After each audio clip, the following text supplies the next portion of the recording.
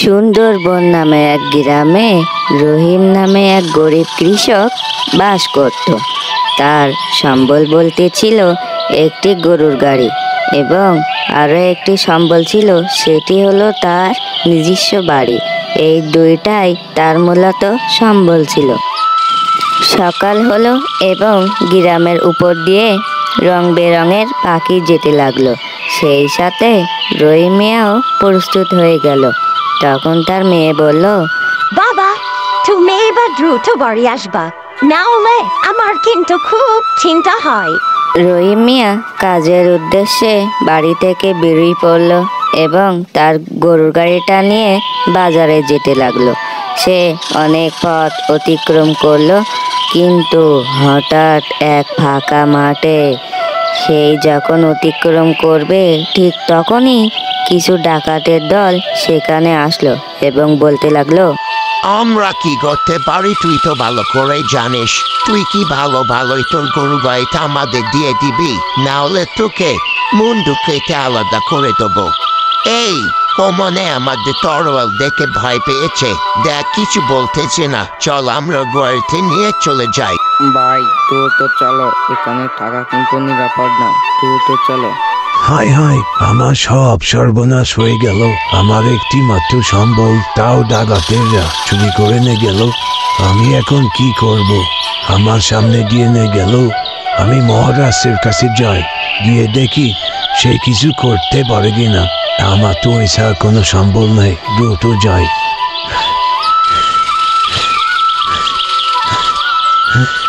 মহারাজ, মহারাজ, বিয়াদবি মাফ করবেন মহারাজ।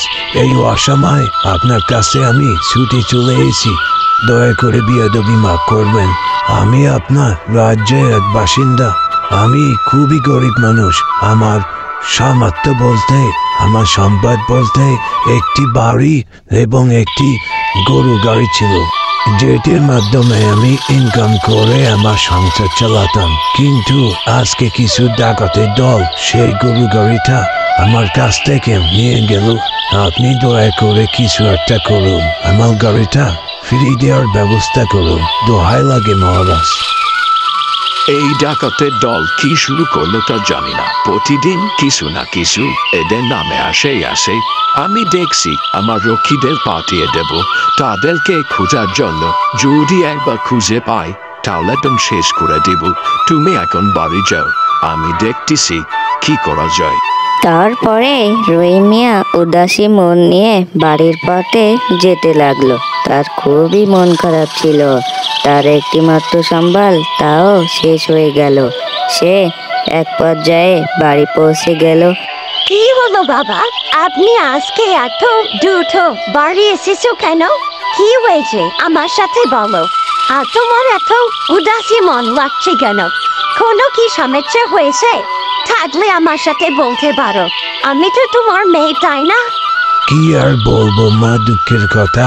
আমার সব সর্বনাশ হয়ে গেল মা, আমাদের সব শেষ হয়ে গেল। আমাদের একটি মাত্র সম্বল ছিল গরু গাড়িটা, তাও সে ছিনতাইকারীরা নিয়ে গেছে মা। এখন আমাদের সংসার কিভাবে চলবে মা? আরে বাবা, তুমি চিন্তা করো না, যে আল্লাহ বিপদ দিয়েছে সেই আল্লাহ আমাদেরকে উদ্ধার করবে, তুমি চিন্তা করো না। অল্প কিছুদিন যেতে লাগলো, কিন্তু তাদের পরিবারে নেমে এলো কালো ছায়া। রহিম মিয়া কাজকর্ম না করায় আর টেনশন করতে করতে অনেক অসুস্থ হয়ে পড়ে। সে এমন অসুস্থ হয়ে যায় আর বিছানা থেকে উঠতে পারছিল না। আর তার যে মেয়ে ছিল সে কোনো কাজও করতে পারে না। আর তাদের যে বাজার ছিল ঘরে তাও শেষের দিকে। এখন সব দিককে যেন অন্ধকার ঘরিয়ে এলো। সকালবেলায় তাদের রাজ্য এক প্রহরী এসে গ্রামবাসীকে জানাতে লাগলো, শোনো শোনো শোনো, তোমরা সবাই শোনো। আমাদের মহারাজ ঘোষণা করেছেন যে রাজকুমার এমন একটি প্রশ্ন করতে চেয়েছেন যে প্রশ্নটি উত্তর সত্যর মাঝখানে থাকবে এবং মিথ্যেরও মাঝখানে থাকবে। মানে সত্য মিথ্যর মাঝখানে থাকবে সেই উত্তরটি এবং প্রশ্নটি। যে এমন একটি প্রশ্ন করতে পারবে তাকে দেওয়া হবে 1000 স্বর্ণ মুদ্রা। তোমরা সবাই সেখানে অংশগ্রহণ করতে পারবা, কোনো ভেদাভেদ থাকবে না। সবাই শোনো শোনো শোনো। যাক বাবা, কি আবার কেমন ধরনের প্রশ্ন বুঝি? এমন কোনো প্রশ্ন আছে নাকি? হ্যাঁ, সত্য মিথ্যার মাঝখানে থাকবে, কখন যে কি হয় কিভাবে বুঝবো?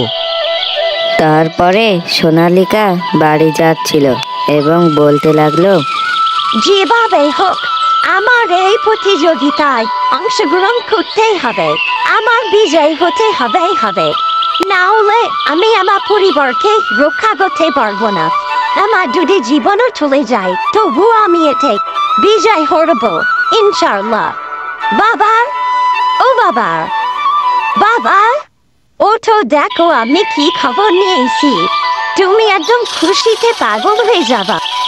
কি হলো রে মা, তুই এমন করে ডাকছিস কেন? হ্যাঁ, মনে হচ্ছে তুই কোনো স্বর্ণ মুদ্রা বা আলাদিনের জিয়া পেয়ে গেছিস। কি হয়েছে বল?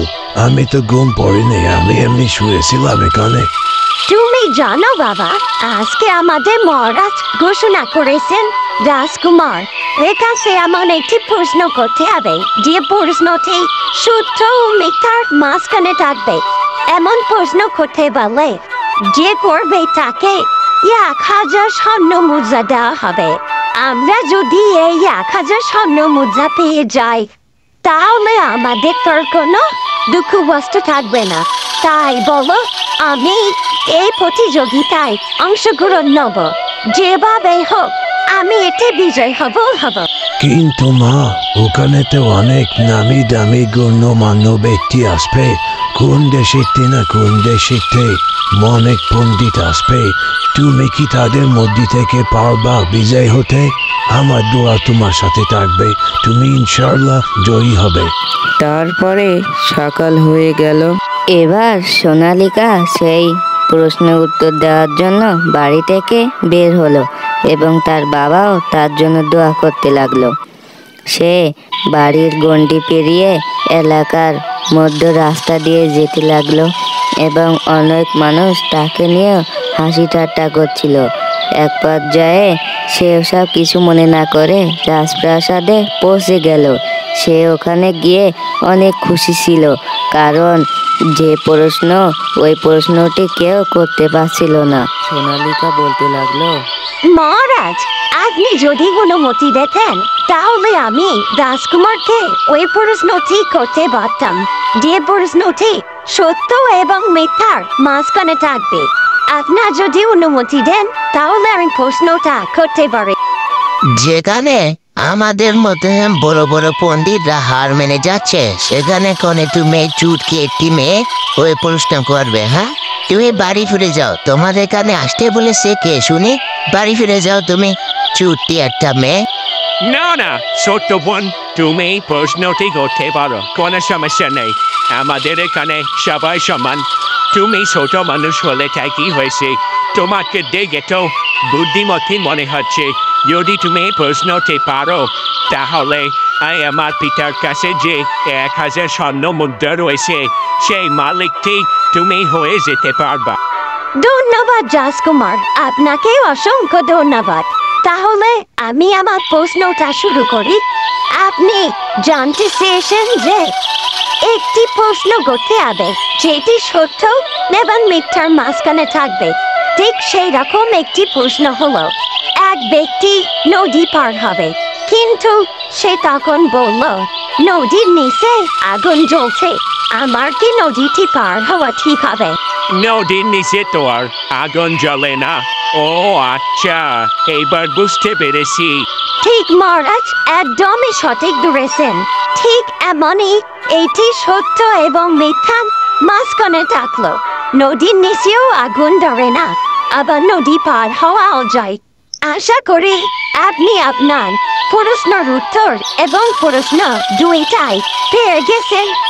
আসলে তাই তো, জিনিসটা ভাববার বিষয় তো। তুমি একটু ছোট মেয়ে হয়ে কিভাবে এত বড় প্রশ্ন করলে শুনি? তা যাই হোক, যেহেতু তুমি প্রশ্নে পাশ করে গেছো, তোমার পুরস্কার তুমি নিয়ে এবার ফিরে যেতে পারো। বিদায় তোমাকে।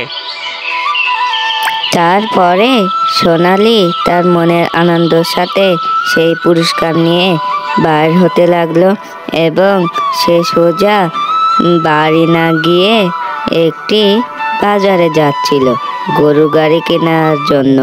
যেহেতু তার বাবার সে সম্বল গরু গাড়ি ছিল, তাই সেই গরু গাড়িকে আবার নিতে সে বাজারে গেল এবং গিয়ে বলতে লাগলো, আঙ্কেল আঙ্কেল, আপনার এই গরু গাড়ির ব্যাটারে একটি গরু গাড়ির দাম বলুন। আমি একটি গরু গাড়ি নিতে চাই। আমার কাছে টাকা আছে। আপনি যদি গরু গাড়ির দাম বলতেন। মামুনি, এই গরু গাড়ির দাম কিন্তু অনেক। একটা গরুর গাড়ির দাম হচ্ছে 500 স্বর্ণ মুদ্রা। তোমার কাছে অত পরিমাণ টাকা আছে তো? আচ্ছা আঙ্কেল, আপনি চলেন, টাকা নিয়ে চিন্তা করতে হবে না। আমি আপনার টাকা ফিরিয়ে দিবানে। আমার আব্বুরা যে গাড়িটা পছন্দ হবে সেই গাড়িটা আমরা নিবানে। আপনি আমাদের বাড়ি চলেন, তাহলে হিসাব লেনদেন করতে অনেক সুবিধা হবে। তারপর তারা বাড়ি পৌঁছে গেল এবং সে ডাকতে লাগলো, ও বাবা, বাবা, ও বাবা, ওরে কোথায় গেলে? দ্রুত আসো, এদিকে আসো। দেখো, তোমার মেয়ে সেই পুরস্কার দিতেছে। বিজয় হয়ে তোমার জন্য এক গরু গাড়ি নিয়েছে। তুমি খুশি হনে? কোনটা গরু গাড়ি নেব বলো? আঙ্কেল দাঁড়িয়ে আছে, তাকে টাকা পয়সা দিয়ে বিদায় করে দি। তুমি কোনটা নেবা বলো? তুমি যেটা নেবা সেইটাই হবে তোমার গাড়ি। আচ্ছা মা, তুমি আঙ্কেলের টাকা দিয়ে তোমার পাশে গরু গাড়িটা পাঠিয়ে দাও, আর এইবারে যে গরু গাড়িটা আছে ওইটা আমার কাছে থাক। আমি অনেক খুশি হয়েছি তোমার এই কাজকর্মে। টাকা পয়সা লেনদেন করার পর সেই মুরব্বি সেখান থেকে চলে গেল। এভাবেই এই সুন্দর গল্পটি সমাপ্তি হলো। তো তোমরা যারা এই পর্যন্ত এসো, তোমাদের অসংখ্য ধন্যবাদ এবং আমার চ্যানেলটি সাবস্ক্রাইব করো প্লিজ।